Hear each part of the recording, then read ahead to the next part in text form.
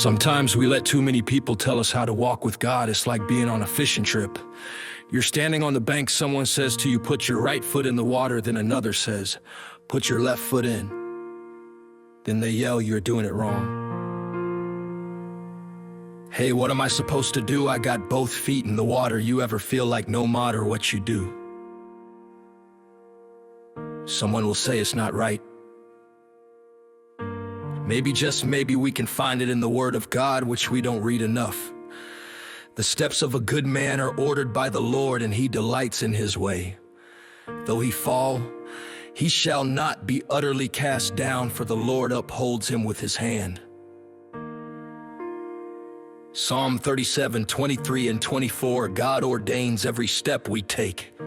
The good and the bad, the happy and the sad, the positive and the negative.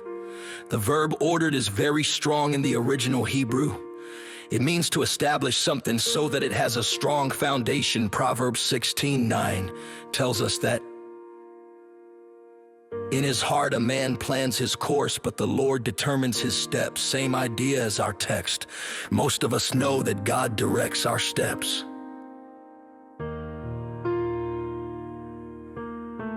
But this verb is even stronger. God not only directs our steps, he also determines or orders or ordains our steps. This includes our going out and our coming in, our lying down and our getting up, our waking and our sleeping, our buying and our selling, our talking and our listening, and our walking and our driving. Because he is God, there are no accidents with him. Nothing ever happens to the child of God by luck, chance, or fate. No circumstance, whether good or bad, can come to us apart from God's determined purpose for us. All of us wonder what the new year will bring. What will happen? Will it be a good year or a bad year for us personally? I've researched that question diligently, and I know the answer. Next year will be a lot like this year. In some ways, it will be business as usual. You'll have good days and bad days. You have some victories and some defeats. You'll be sick for a while and you'll be healthy much of the time. Some of your prayers will be answered. Some won't be answered. Some of your dreams will come true. Some will be dashed on the rocks of hard reality. Some of your plans will come to fruition. Others will remain undone. You'll discover that some of your friends will be there when you need them. Others will fail you when you need them most.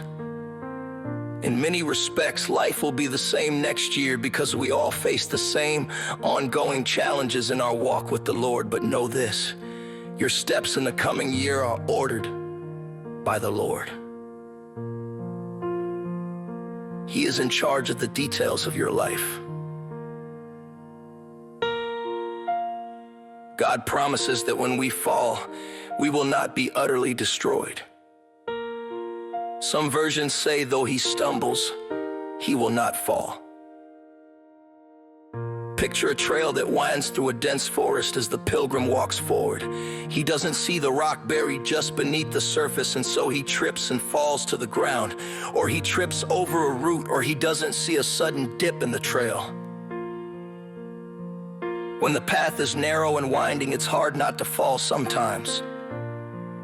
Life is like that. We all stumble in many ways. The word translated utterly destroyed means to be cast headlong into a deep pit. It's what happens when you stand at the Grand Canyon peering over the edge, looking down 3,000 feet when someone pushes you from behind. When you finally hit bottom, you won't dust yourself off and keep on going. You've been utterly destroyed. God promises that won't happen to you and me. Though we may face desperate, life-changing circumstances next year, God will not allow us to be utterly destroyed. Nothing can happen that will sever our relationship with him. The reason is clear. He upholds us with his mighty hand. Think of a father walking along with his young son by his side.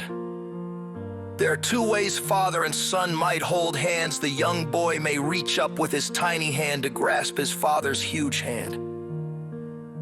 That works until the child stumbles and he is forced to let go of his father's hand.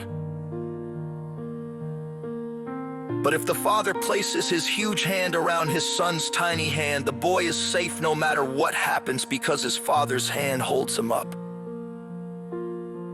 He may stumble, but the father's hand upholds him.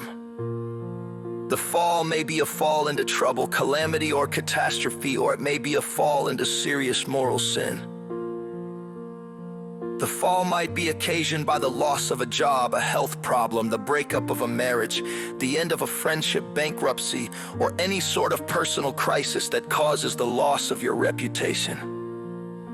Or it could be moral sin, a series of foolish choices that led you in a wrong direction, so that you hurt your walk with God and hurt those around you as well. Sometimes the fall of circumstances causes a fall into bitterness, substance abuse, anger, rage, abusive speech, foolish decisions, lust, adultery, or other sinful action. The Bible repeatedly shows how easily this can happen to even the best people.